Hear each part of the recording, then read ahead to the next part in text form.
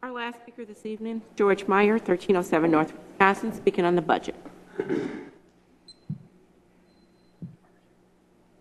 Thank you, Janice. First, I want to thank the mayor for presenting a balanced budget. I know this was difficult for him. He would have much rather increased taxes and spending and kept services where they are. But no matter how much you like people and how much you want to care for them, sometimes budgetary confinements prevent us from doing everything we want. What parent has not faced that problem with his children? We turned foreclosures into family homes. You have the best drinking water. We have the best drinking water. You gave away backpacks to children and brought a fountain back to life. Great stuff. But if it doesn't pay the bills, it still doesn't make it. I may have the most helpful, wonderful, kind, and friendly wife in the city, but if I don't pay the taxes on her house, you'll still come and kick her out of it. I read a lot of politics into this budget speech, blaming the loss on transit funds to building more freeways, making it easier to drive past Racine. What kind of comment was that? The governor has moved our bus money to build new highways where there are more likely to be animals than cars on the road. It's not effective accounting to balance budget using political ploys. These are uncalled for political statements that do nothing to effectively run the city.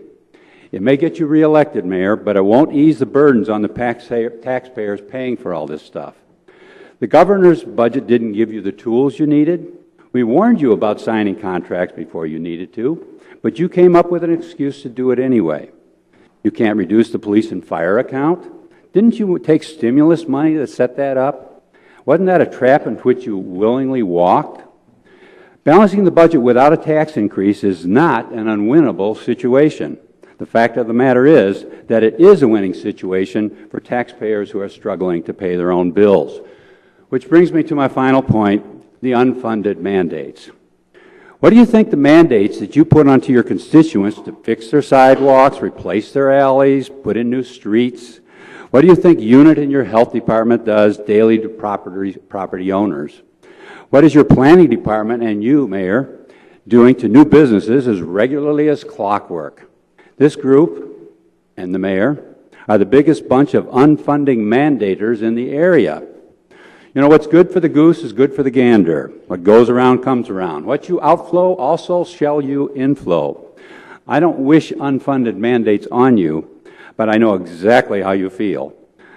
But maybe in this time of tribulation, you might consider revamping your mandates also.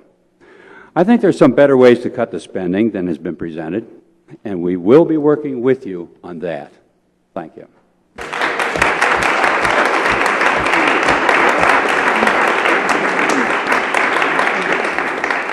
Now, normally I don't allow for applause, just so you know, but we're making a special occasion today. Just because George, hates this, but we're clapping today, so this is for you guys.